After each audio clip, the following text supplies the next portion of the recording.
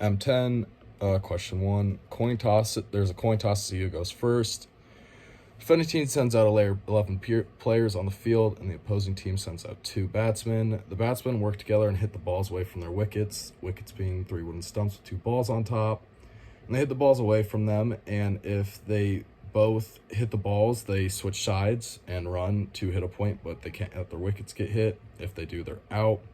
And if one of the opposing teams or the defending team throws a bad pitch, that's a point. And if a batsman hits the ball on the ground, it hits a boundary, it's 4 and 6 points for like a home run if they knock it out of the park. The batsmen get out either by hitting their own wickets, fly balls, and then when switching sides, the wickets get hit. Leg before wicket is if your legs protect the wicket, you're out. Getting stumped out is when an opposing team catches and pushes the ball into the wicket. A batsman can also get out when they are switched in with another, getting 10 out, switched sides, and there must be 6 legal bowls to cover an over. After an over, the next bowler's up, and then from the other side, once both sides go, it's called an innings. Question 2, England-Aussie rivals. England's game, there was a moral education. It was divided by class. A lot of flair and elegance, ruled by character. Started by underhand pitching. Lots of bets were made, and money was a lot made off the game. Then it was taken by the rich.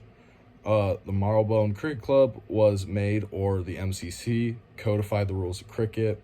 And this was because they were the high class, and the Lords of London was one of the best clubs you can get and held there. And they are also came with the term, if it's not cricket, it's not quite right.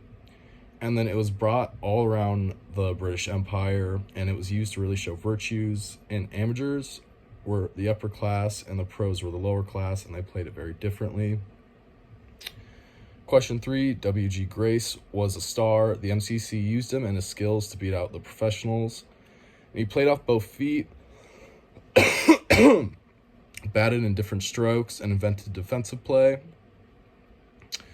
He played till his 50s, was an extrovert on and off the field, and he was not allowed to make money. However, he made a fortune off whatever he could. This was called shamateurism, and that is spending lots of money and making a load of money when you're not supposed to. In the British match against Australia, he hit over a player's wickets when he was stomping down a rough, and this made Spothus the Demon, who was on the Australian team, this was in the Ashes series, get into a temper and proceed to take out the rest of the English players. Question 4, or the first time on home soil at the Oval on the 29th of August, 1882. The day after, the Sporting Times carried a mock obituary of English cricket, which concluded the body will be cremated and the ashes taken to Australia. This was made after the British lost to the Australians in the Ashes series. And then question 5, it's incredibly hot, played on concrete, makes more bounce, made wicket stiffer. 1927, Don Bradman was a batsman, grew up in the Depression, and then 1930 Ashes series, he was a good man and had great character.